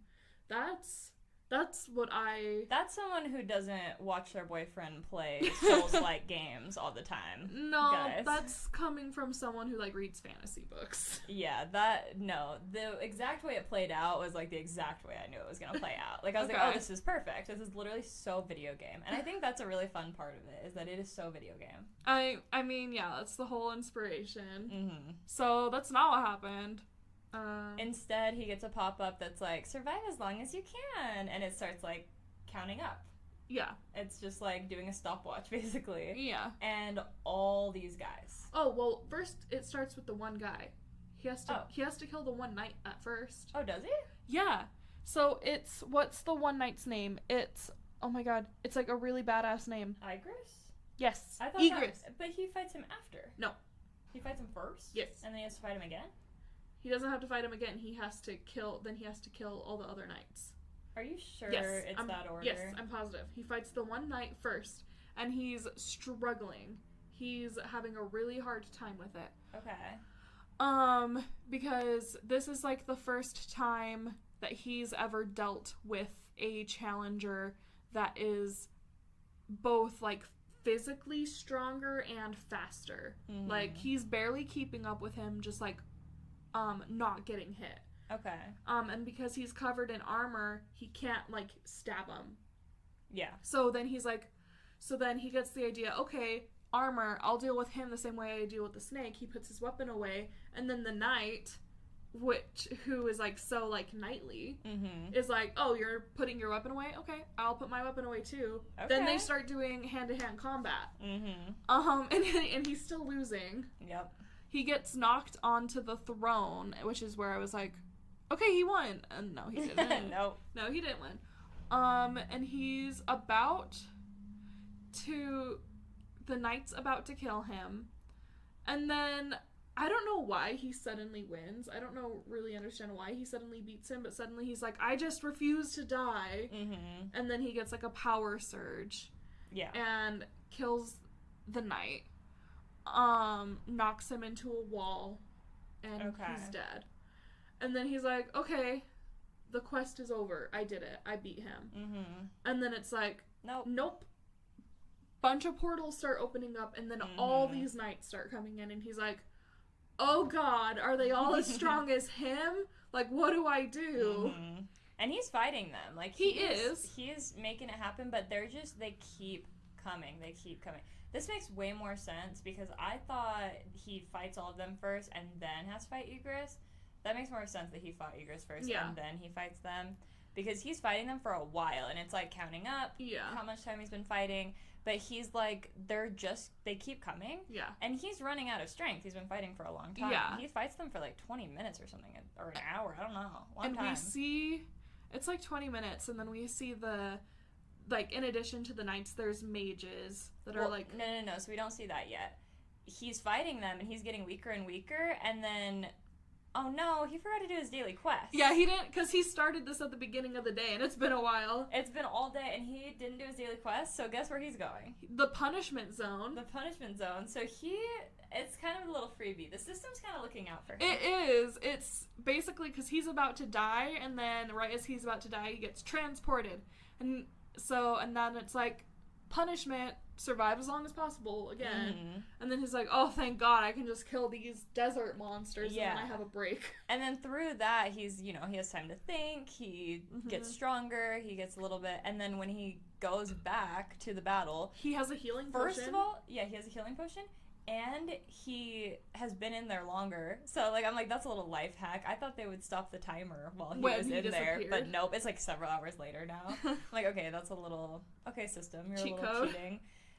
But he's also just, like, had time to think, and that's when he realizes these are mages. Like, the guys that are fighting me aren't really the bad guys. There's, like, 5 mages in the back that are hidden by them, that if I just kill those, then these guys won't be able to fight me. It's the classic, you have to kill the queen to get the... So video game. Yeah. So video game. So perfect. Elder's Game. I loved this. Ender's Game. Yeah, Ender's Game. I don't know that one. You don't? No. Wow, that was actually very formative in my youth. Anyways. Okay. That's why I'm a socialist. Okay. I'm just kidding. Yeah, I'm just a socialist because Hassan is hot, but... We stan Hassan in this house. But yeah, he kills all of the mages, and he's just, like, going for it now, and then... Everyone's dead. And then that's the job change quest. Yeah, so that's where it all led up to. The job change quest gives him the option of becoming a necromancer. Okay. That was kind of random to me. I was like, oh, his new job is he's a knight because he defeated all the knights. No, I'm sorry. Unrelated. Completely unrelated. But it's not unrelated because the mages were doing necromancy. Is that what they were doing? Yeah, that's what they were wielding. The people he was fighting, that's what they were doing. So he kills them, he figured out what was happening, and then he gets to have that ability. I didn't realize they were doing necromancy. Yeah. When I play video games like that, I'm a necromancer. So I was like, this is so perfect. I didn't realize you played like that. That's like what I like to do, because then you don't have to fight. You have your minions fight for you. So true. So I love being a necromancer, and I was like, oh my god, this is made for me. I'm so happy. He finishes the job change quest. So the rules are he gets 3 tries to capture a soul and make it a part of his, like, necromancy army. And the more powerful the opponent, the more difficult it's going to be. So he gets 3 tries. He gets all of his little soldiers and the mages from the battle, And really those are easily. easy. Yeah, those no are, like, problem. First try. And the word he chooses is arise, which is a big moment. There's like a whole lore. It's a whole lore. And then he turns over to Egress and he's like, could I possibly have him? I've got an idea. Because he's like the hardest guy who's ever fought. So he's like, no way. Easily. But he's like, he and I together, we could be like the dream team. Literally. So he tries twice and it doesn't work. And then he gives him a motivational speech. And he's like, listen, Egress, I get it. You've been here a long time and you're a man of honor because you're a knight. But the thing is, you're guarding an empty chamber, an empty throne. That king isn't coming back. Why don't you fight for me instead? And Egress is like, period. No, literally. Heard. Which, like, it doesn't show him actually being like that. He's dead. He's dead. But we're supposed to think that. Because the first 2 times don't work, and then after that. He hits him with that arise, and then he's his undead bestie. Yep, they're besties. And then, and every time he adapts a soul into his army, he can rename them. And he's just like, no, your name's Egress. Yeah. I'm not going to take that away from you. This is my boy. Yeah. It's my boy Egress. And that's the end of the first season. Yeah, it's super big deal, super fun. There was so much going on. So much going on. I think that there's really, because like we mentioned, it goes into just Jinwoo's story basically. There's a little bit that's not shown in the movie, that's shown in the series. Just quickly, we have the sister's friend that we mentioned, Song Yi. Yes. We get a little bit more of her in season 2, so we don't need to talk too much about her yet. I'm really hoping that there's no inappropriate relationship between them. So far, it's looking good. My thought is just he's going to be protective of her because she's his sister's friend, and she reminds him of his sister, and so he'll want to protect her. That would be my hope. I've just been burned one too many times. Yeah, so yeah, we're going to use Sword Art Online. Yeah. There's also another high-level blonde girl that is like S-level or something. I didn't remember her, so thank you. She's very, like, not shown very much, but she another guild tries to scout her, and then she snitches on them to her guild, and then she ends up going to the island at the end. Yes. She's very quiet, mysterious, excited to see more of her. The island is like a whole plot. We kind of have touched on it. It's been going on the whole time. I think that's where it started, where all the like portals started was on the island. I think so. And it's like everybody that goes there doesn't come back. And the Redhead Guild leader feels very passionately about this because he lost people on the island specifically. So he really wants to get it taken care of. That's his main goal. Well, and a lot of our like high-level people that we see in the show were there. Like they show us. That's kind of how it opens, I think. I think that's how the series opens. I don't remember. On the island. I think. I just watched it pretty recently, so I think. And the red guy was one of them that was there, I'm pretty sure. And we haven't mentioned him, but he's another guy that we don't really see in the movie, that we see in the series a little bit. Glasses guy? Red hair, glasses. Oh, okay. Does he have glasses? No. There's a different guy with glasses. I don't know who you're talking about. Okay, don't worry about it. Red hair guy, he just, he's obsessed with the island. He's kind of like pushing that narrative. So we'll probably see more of him in season 2 as well, I think. And then just general guild politics stuff. Really, the brother of the raid leader. That's a big one. That Jinwoo killed. He somehow puts it together that Jinwoo killed his brother. He's over in America. He's like a big deal. He has an assistant. And he's like, hey, do I have time to go kill this guy? Do I have time to go avenge my brother's murder? And she's like, oof. Probably not until next month. It month. doesn't look good. He's like, okay, just schedule it when you can. And he's like, also, what will be the repercussions when I do that? And she's like, well, if they extradite you, then this. If they don't extradite you, then this. Like, it's just so funny how he's going about the whole avenging. It's very formal. And his brother is the leader from the spider one that was trying to kill Jinwoo. That Jinwoo ended up killing. So. Yeah. Again, there's no solid evidence that Jinwoo did it, but this guy, guy, he puts it together. He's an S-rank hunter. He's a big shot S-rank hunter. And we will see him in season 2 as well. Yes. So we'll touch on him pretty quick here. So Jinwoo's got a new power, and he's got and it's triggered by his spell. I don't want to say code phrase. What is it? Trigger phrase. Yeah. And it is Arise, and I told you this story after we left the theater, and this is why being chronically online is a good thing, guys, because you get all the fun lore and inside jokes. So the English dub voice actor is on TikTok, and he's really funny, but like as the show was airing, leading up to it, he would get so many comments on his TikTok saying, you better make Arise sound good. Don't make it cringe. Don't fuck it up. And then he would get death threats about it. Dude, always death threats. Death threats is crazy. I love fans. So he got to a point where he was like, hey, I'm really good at my job and I care a lot about this thing, but if you guys keep sending me threats, I'm going to change it to wakey wakey. I'm going to change it to wake up, buddy. I'm going to change it to Rise and Shine. That one's cute. I like Rise and Shine. Yeah. And he's just trolling them. And they were like, you don't have that power. You're just a voice actor. But actually, fun fact, guys, he adds a lot of lines and makes a lot of creative decisions. Voice actors, especially in dub, get to do that kind of thing. That's so cool. It's so cool. But so Wakey Wakey became a meme. But obviously he did a really good job. He hits that Arise and it sounds really cool. It doesn't sound cringe. It sounds great.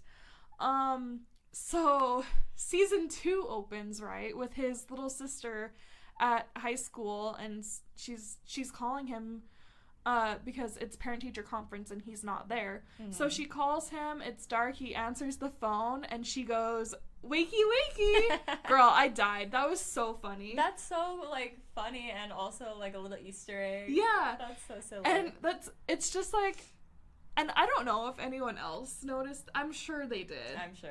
But, like, it's just so fun, like, knowing the joke. Yeah, being able to notice that. Because it's just silly that she says that, and it's, like, doesn't really take you out of it or anything. Yeah. But it's just a little nod. Especially, like, you didn't have the context.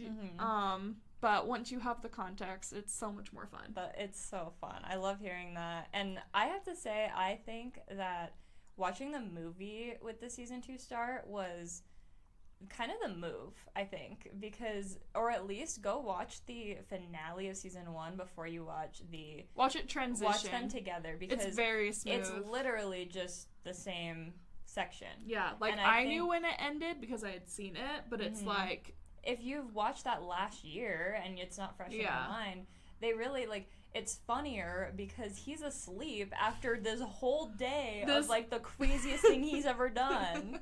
He got his job changed. He's a necromancer now. Yeah. Like, it's this huge deal. And then his sister's like, you need to come to parent-teacher conferences. Wakey, wakey. Yeah. And so, yeah, it was I think that was something that was really fun seeing at the movie. Anime movies or anime shows in theater is so fun. So cool. I want all of them to do that. So going into season 2, we're going to discuss, the first episode has already come out, so you can watch that. And then we're also going to discuss season 2, because that was also in the movie. That will be out this Saturday. Episode 2, the second episode. Season 2, episode 1, and episode 2. Episode 2 has not come out yet. That'll be out this Saturday.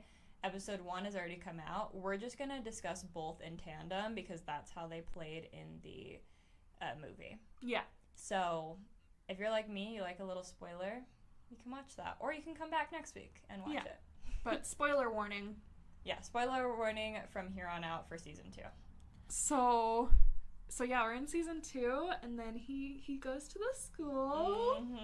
And our boy's had a little glow up. Obviously he's been glowing up the whole time, but he's got a new haircut. What if Jinwoo got a low tapered fade? Have you seen that TikTok sound? No.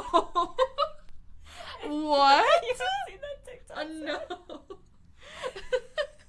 Okay, you'll have to show me. I was not expecting you to be hitting bars like that. So, do you know Ninja, the streamer? No. He was like a Fortnite streamer. He was like really big for a while. And someone just, like, he kind of has just like blue hair, and it's like longish and like messy and whatever. Okay. And it kind of got to the point where he's like cringe now because he was so popular for so long. Have you ever seen the meme of the guy that tried to get everybody to floss on New Year's Eve?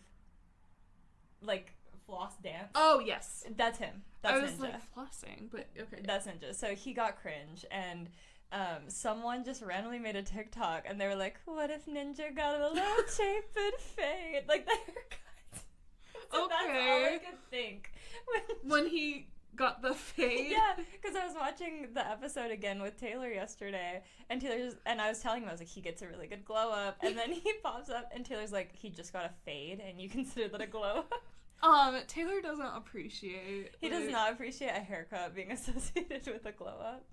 He wouldn't. This long-haired king, he wouldn't understand. Of course. And you as my witness, when we left the theater, I said, I wish they would have kept his hair long. You did say that, but... Why'd you hesitate? Huh? Why'd you hesitate? Because I disagree with you. Oh, I thought you were, like, disagreeing that I said that. No, you said that, but I disagree. I think... It's okay. I don't know, the haircut... And it's, like, it's not only the haircut where, like, he now looks like a K-pop idol. Yeah. It's also, like, his, like, clean button-up. That's the thing. I think he could have still had his long hair and been cleaned up and had the button up, and I would have loved that. I don't know. He wasn't... I didn't add him to my boyfriend list until he was walking through the halls with that haircut. Oh, he was boyfriend list immediately. Day one. Day one. Minute one of the show, he was boyfriend list for me. We should update one day we should update everyone on our boyfriend list. Okay. Yeah. But all the girls, like, the high school girls, like, as he's walking to parent-teacher conference, are, like, looking at him, they're like, oh my god, he's so hot. I was like, me too, same. Even the teacher. Even the teacher is like, oh. Mm-hmm. He's just an impressive, like, and obviously he's, like, big and buff now. Yep. He's, like, so, he looks like a man manly. now. Yeah. This was literally every character I wanted on Jujutsu Kaisen. I'm like, Yeah. I just want man body, dark hair. Man body, dark hair. What's so hard about that? I'm looking for a man with a man body, dark hair, not evil. Not in inappropriate Capricorn. relationships with his sister. Yeah. Yeah, gotta be a Capricorn. It doesn't have as much of a ring to it as looking for a man in finance. No. But yeah, so if I wasn't invested in him, like, romantically before, because I wasn't super, I am now. He's on my list. We love him. Our King Jinwoo. Okay, so parent-teacher conference. The teacher's like, your sister rocks. She's a perfect student. Like, nothing to say. She has so much, like, potential. She's like, but let me ask you this. If she awakened, would you let her be a hunter? And he's like, no. I'm like, first of all, you don't let women do anything. Yeah, he can't tell her what to do, but he Literally is her guardian, so he kind of can tell He her actually just wants the best for her. He actually just wants her not to go. Like, she can do whatever she wants, feminism. But no, probably not. I wouldn't let her do that. And she's like, and the teacher sides with him. She's like, good. She's like, now do I have the job for you? Yeah. And then it cuts to, he's like waiting outside of a building, and the girlie from before, the friend, Song Yi. Song Yi, sister's friend, walks out from wherever she was. This is how we know she dropped out of school. And he's like, recognize this girl, shows a selfie of him with his sister, super cute. She's like, you're her brother, blah blah blah, and the blah blah blah is so unnecessary. Just so, like, I just feel like that part was just so dramatic for the show. But okay. And then she's like, I don't know what they told you, but I'm not giving up hunting. She's like so angsty teenage girl. And so his idea is, I'm gonna actually take her into a dungeon. I'm gonna show her how dangerous it is, and then she won't want to do it anymore. Yeah, he's scaring her straight. Yeah, sometimes that's what you gotta do. So he sets up, he doesn't set up a raid. He talks to his, like, contact, his guild contact, and he has him set them up on, like, a scarier raid level. Yeah, so there's also other higher level hunters there. And they're not supposed to fight in it. They're, like, the guy even says, like, these guys are here to, what's the word? Not watch, but a fancy word for watch. Observe? Observe, yeah. Yeah. Thank you. Thank you, English major. Thesaurus. Can that be, I'm sorry, can that be my title? Can I just be the thesaurus? Sure. Malachi made a joke about that the other day, too. That's why it's on my mind. Dude, like am so stupid lately. Like I cannot think of things, so thank you. You're welcome. I'll try. Anyways. But yeah, so they're just there to observe, and his little guild connect. We didn't really touch on that in season 1, but he has like a little guild connect that suspects him of being reawakened, and he's the one that he like fooled and tricked and whatever. Yeah, I think we talked about that. But he whispers to him. He's like, try to let the other guys actually fight. It's some of their first times. Like we don't want you to do too much. Take all the glory. Yeah, and so he's like, okay, I won't do anything. But he's still E rank. Like he's still only this E rank. He's E rank. So this guy, they go in. There's like this other guy. Is he also wearing armor or no? The the most powerful guy. Yeah, he's wearing a ton of armor. Okay. I rewatched yesterday, and that was like the funniest part to me. Okay, he's wearing a ton of armor. And he is determined to be... I'm sorry, I just read your note. Jinwoo got a low tapered face. Hey, don't expose that I planned to do that. Okay. I just plan all my jokes in advance. All the best comedians do. Okay. So they go through the portal. It's actually funny because for a moment, once all the like hunters are there, and there's like a bunch of A level and B level, they're all pretty powerful, even though it's like their first raids. Jin was like, shoot, this might not scare her straight. Like, this might be too easy. And then they go through the portal, and immediately boss music starts playing. Not really, but someone gets shot through the neck with an arrow. Well, oh no, they're about to get shot. It's a dramatic moment at first. Okay. Like there's a whole like dramatic scene of like they go through the portal and stuff starts happening. And it's like, oh no, it's a red gate. Ah! Oh yeah. And then he like even tries to like Jinwoo, part of his body is still out of the portal, and so he like tries to like grab her and like get them out, but it's too late. And we find out a red gate is a thing where once you go in it, you can't leave until you've defeated the boss, and nobody else can come in and help. Yeah. And they're very hard. They're always difficult. Like they knew it was going to be a hard dungeon, but they didn't know it was going to be a red gate. Yeah. And like red gates you can't like predict, I don't think, and they're rare, so they did not know that would happen. But they end up in the like dungeon, and it's just a little snowy Christmas paradise. It looks like Eclipse. It was giving Eclipse. Yeah.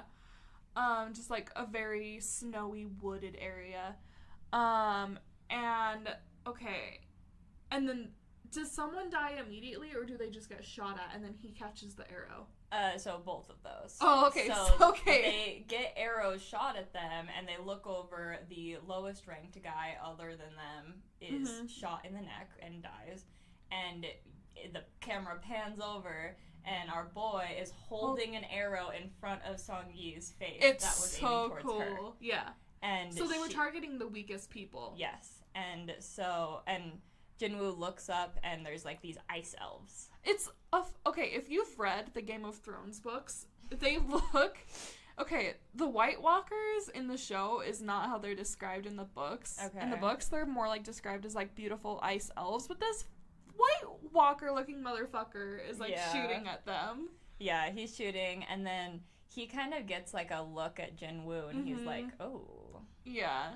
This is something interesting. And then they retreat because they're like, oh, okay. Yeah. We got something, they got something up their sleeves. And then I guess the guy who decided he's the leader. Because he's the most highest ranked one, so okay. You're the leader. He's just being a dick about it. So. He just immediately is like, well, we're going to split up and we're going to leave you dead weight here. Anyone that's lower than sea level is going to stay here, and the rest of us are going to go kill the boss. You guys just have to survive until we do it. And every day in the place is like an hour in real life. Yeah. So they're like, we might be here for months. Yeah. Before anyone realizes that, or I guess there's nothing anyone can do. Know. They just have to wait. Because it actually like shows you the outside, and all the people. And it's glowing red. It's glowing red, and the like guild contact stays there. The blonde guy shows up, and the guild contact tells them, he's like, they're like, who's all in there? Like, are they going to be okay? And he's like, we have like 2 A levels, these B levels, blah. He's like telling them, and he's like, we do have an E level. We have 2 E levels, but one of them, I suspect, is reawakened. And they're like, what do you mean you suspect? He's like, it's not official, but like I'm pretty sure. And they're like, that's not good enough. Why'd you let that? They're like, he was observing. Like, I don't know. And I think he puts it together that Jinwoo's gonna have to show his hand. Yeah, and then also while they're out there, oh my god, our boy Kwang, what is his name? Hwang Dong-soo. Hwang Dong-soo shows up, gets out of his fancy car. Yeah. He's like, is that where what's his name was? Jinwoo? Yeah. And they're like, yeah. He's like, he's lucky. He's lucky. Okay. He's like, I can't even get through Red Gate. Yeah, he's like, he's in there because I have to wait for him to come out before I can kill him, if he comes out. He's like, well, if he doesn't come out, then, like, that sucks because then I won't get to kill him myself, but... Yeah, exactly. But then it'll be done. He's like, actually, he's lucky because that's a better way to die than me killing you. Yeah. So, then we're back in the ice area dungeon. And he's like, everyone who okay, all you guys... come with me if you want to actually survive. He doesn't do that. He doesn't. You imagined that he did that. He 100%. Wait, are you talking about the high level guy? Yeah. Oh, I think you meant Jinwoo. No, like, Jinwoo would never. He would never. No. I'm like, you're adding the high personality level. to him. The high level guy in armor is like, if you come with me, you'll survive. And this guy is like, I'll come with you too. And he's like, nope. No, not you. You're too weak. And so that's sad. And then a healer girl. Yeah. She's like an A or B, and she's like, excuse me, can I go with them? And he's like, whatever. Sure, whatever. She pities them.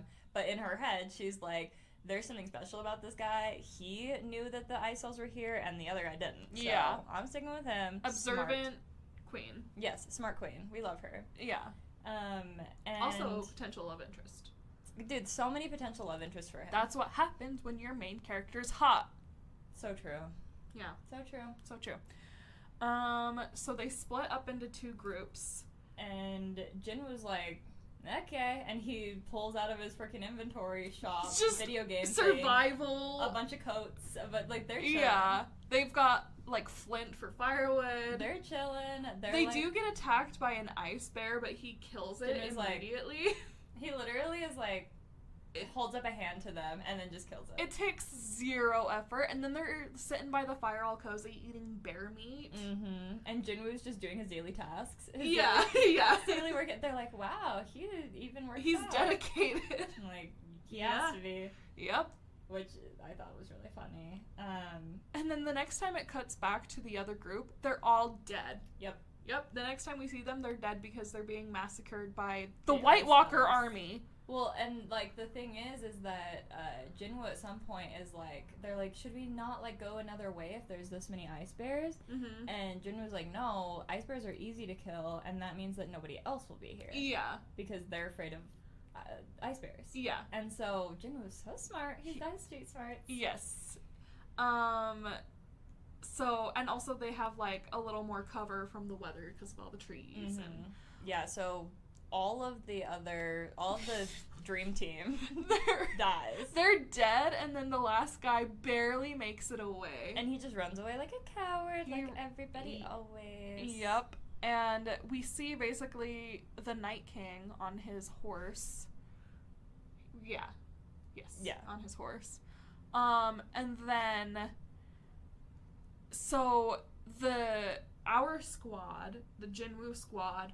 they're minding their own business, but then Jinwoo senses, like, their presence, and they were, like, cloaked by, like, elf magic. But he can tell that they're there, so then they reveal themselves, and apparently they're speaking a different language, but Jinwoo understands it. Yeah. Which is, I guess, another ability he got from the game. Makes sense to me.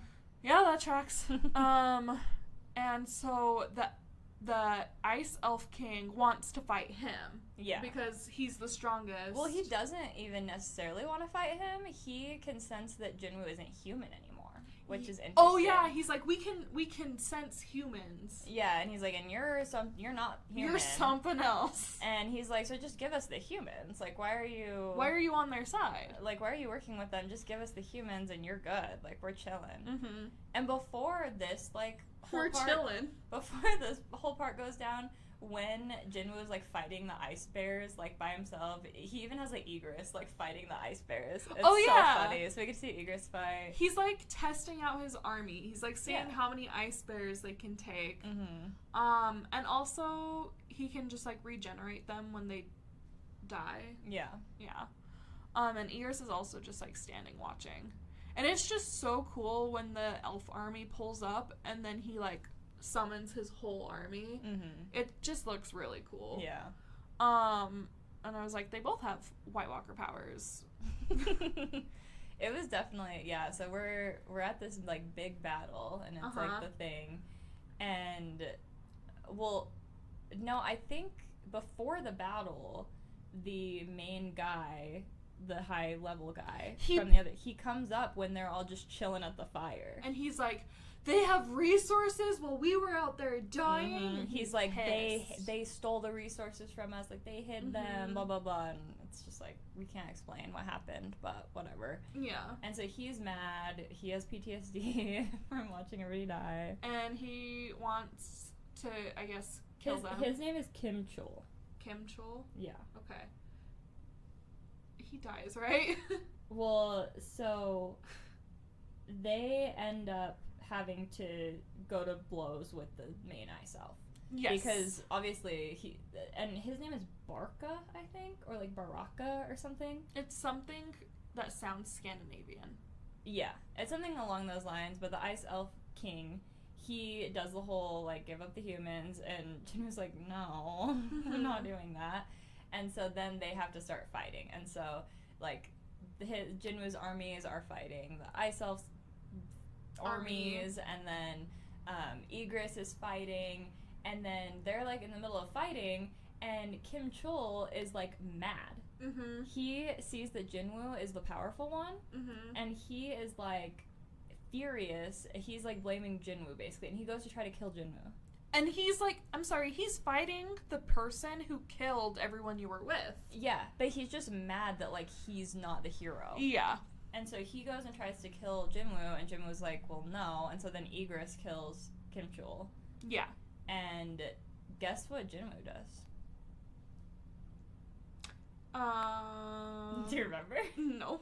What does he do? Jinwoo says, arise. Oh yeah! Kim Chul. To Kim Chul! And so now this guy who tried to kill him, his like soul's part of his army now. Yep. He also gets all of the fallen elves, right? I think he does. Wait, no, he doesn't. No, all except for the leader, right? Oh, okay, yes. He gets the ice elves, and then he eventually kills... So he kills Kim Chul, and like, I guess the ice elves just like pause at this point. They're like letting this happen. I don't remember. They're like watching the fight. Yeah, and so Egress kills Kim Chul, and then Jinwoo does the arise, and he names him Iron. Oh, he doesn't even name him his real name. He names him Iron. He doesn't get the respect of Egress, and you can tell Iron or Kim Chul is pissed. Like, even when he awakens, like, he doesn't want to fight for him, but he has to. He has to, and he turns into, like, this giant, and he's, like, covered, because he had armor on, so that's why. Yeah. He's, like, I guess that's why he names him Iron. Yeah. And then he makes, like, a cloud, a snow cloud that, like, gives him cover, and he does this all really quickly. Yes. So when, like, the snow cloud fades, then you see giant ghost spirit Iron. Yep. And then Iron and Egress in tandem kill Snow King. Yeah. The Night King. Ice Elf King. And yeah, Jinwoo's armies win versus the Night Elves. The Night Elves, the Night I'm sorry. The Ice you got me confused. The White Walkers. Yeah. And then Jinwoo gets to take all the Ice Elf warriors, but we do see it fail for the first time. All 3 times. Yeah. And he's like, damn, that sucks. It would have been cool to, like, hang out with your spirit, basically. Yeah. And then, basically, they come out of the red thing, the red gate, The well, the guy who wants to kill him, Huang Dong-soo. He's gone. He went to do a different raid. He went somewhere else. He was just like, I'm not waiting around. Yeah. Who knows how long this will be. And also this backfired. That girl does not want to give up being a hunter. She's like, this is cool. She just saw how cool he is, and now she wants to be as strong as him. Which the problem is that he's a unique situation. Yeah, like she can't get. She already awakened, like unless she randomly has a reawakening, which maybe that'll happen. Maybe that's what we have the no plot idea. will be. But yeah, and then we kind of we get a scene, like the episode ends with a scene of Jinwoo like in a mirror, and he's like kind of contemplating if he's good or evil. Mm-hmm. Like this was really the first time he felt like he like was like, what's my moral compass? Yeah, and I think, well, he like took another human soul as part of his army. Yeah. Which probably makes him feel weird. Yeah. And then also, this was the first time he killed an enemy that like respected him. Like the elf king. Yeah, true. He was like, they had, it's so weird. Okay, I don't mean it like romantically, but they had like a chemistry. True. And you know, if they weren't in a situation where the ice elves were trying to like take all the humans, then you know, there was potential for a relationship because they're both really strong things. And so he spoke their language. The elf king respected him and was a leader. And then he ended up not being able to take his soul. So, and I think all of that makes him feel really weird because, but when he killed humans before, or like intelligent creatures that could speak to him before, they were trying to kill him, but they didn't respect him. They saw him as weak or lesser, or like a means to an end. Where this elf didn't really want to fight or kill him. But he was like, well, if you're protecting the humans, then I have to. Exactly. Well, and it's kind of a turning point for us as viewers, too, because this is the first time there's been a boss that is a sentient. Yeah, a sentient being. Yeah.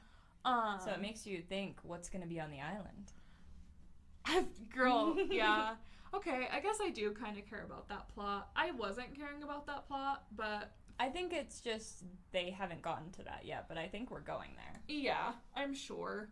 And we haven't seen Healer Girlie since the first season for a while. Like, yeah, we haven't. Well, it's only the first 2 episodes of season 2. Yeah. We haven't seen her in a while. He has a lot of possible love interests, so that's very interesting. I'm really excited to see where it goes. So getting into some predictions for season 2, is there anything, like, honestly, and other than predictions, like any takeaways from season 2, any just general thoughts?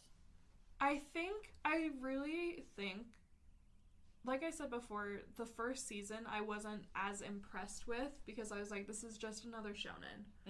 But watching it in theaters with you and then seeing the first 2 episodes of the second season made me like it more.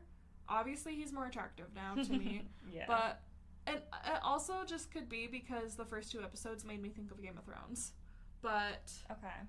I like it more now. I do like the video game aspect of it. It does remind me of Sword Art Online, but it's like a more unique take. I do like how different this character is from when we first see him to how he is now.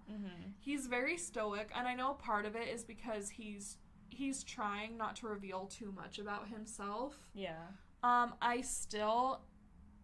I think ultimately he is good. I think that's gonna be like his main conflict.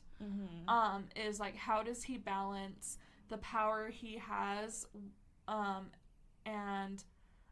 know the line of like what lives to take. Yeah. True. I do think that there's going to be some moral like issues. I mean, they're already hinting at that at the end of the episode. I have to say, just from what we've watched, I really like it, and I really like the pacing. I think the pacing is really good.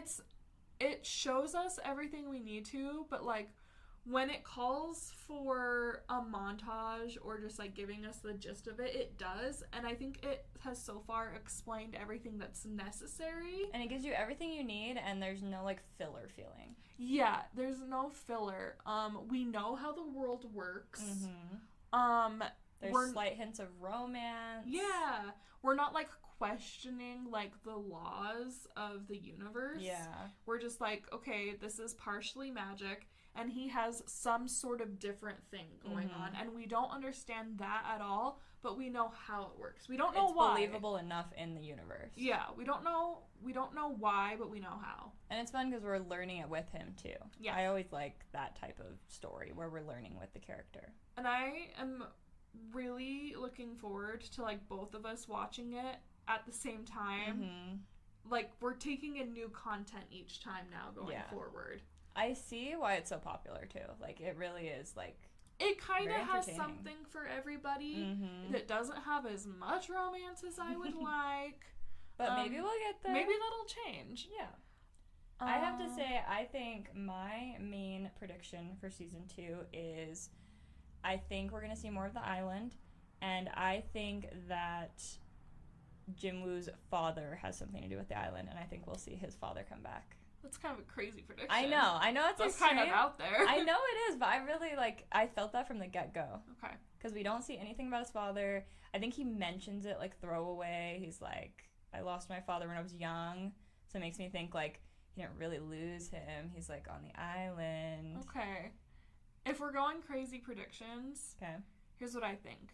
The friend will not have a reawakening, but the sister will. Ooh. And then he'll have to deal with her suddenly having hunter powers. That would be crazy, because then she'd have to have one awakening and then another awakening. Or she'll get awakened. Oh, she'll just get awakened, not reawakened. Yeah, or something similar will happen to her. I think someone else other than him will get the video game.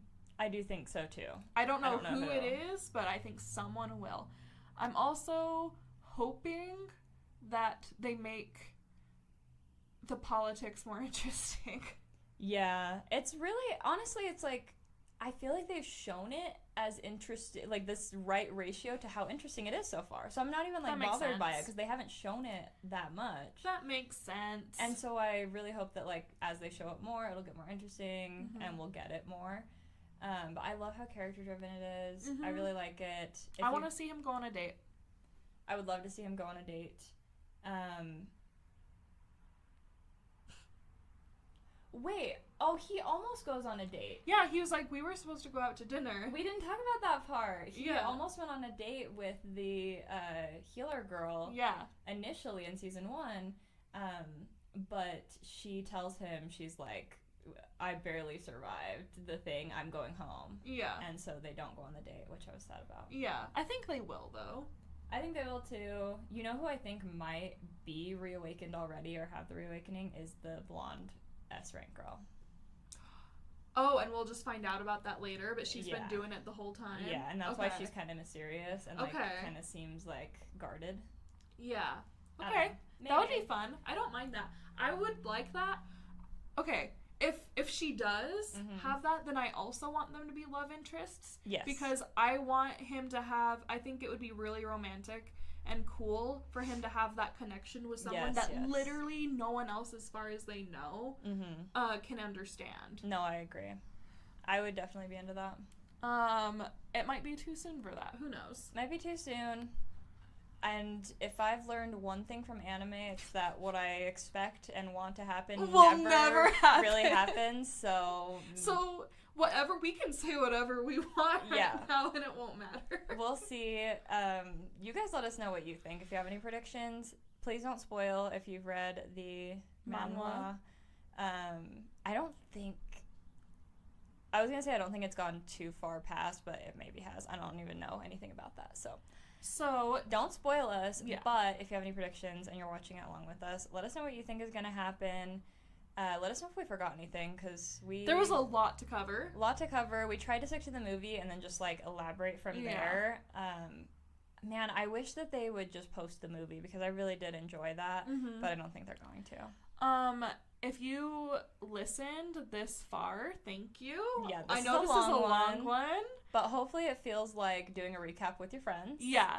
I know that when I'm watching a series recap, I need the whole thing. So. Exactly. I need refreshers. I need people to, like, just dumb it down for me and, like, remind me what happened exactly. And I promise going forward, I will write down the characters' names and remember them so that I'm not just using vague descriptors. Yeah, I do that. And she knows the names. We kind of traded places. Yeah, this time. That's because, like, you, like, watched the whole thing. Yeah, I watched more recently, so I kept track. But I usually am the one that's really bad with names, so. So we'll both be good at names. We'll try our best to be good at names, guys. And if you want to watch weekly with us, the episodes for Solo Leveling, the new episodes come out on Saturdays, I think in the morning, if you're in the States. Yeah. Because they come out Korea time. Yes. I don't know exactly the time, but they're out it looks pretty like 12 early. p.m. U.S. time. Or Mountain time. Yeah, so they're out pretty early on Saturdays, so you can watch them Saturday or Sunday. And then our recap of them is going to be weekly. It's going to be out on Wednesday, early. Bright and early, we do our podcasts. So make sure you tune in with us every Wednesday. There won't be one next week since we already covered episode 2, but the week after that we'll be going. And if you also are watching Apothecary Diaries with us, that comes out the 10th.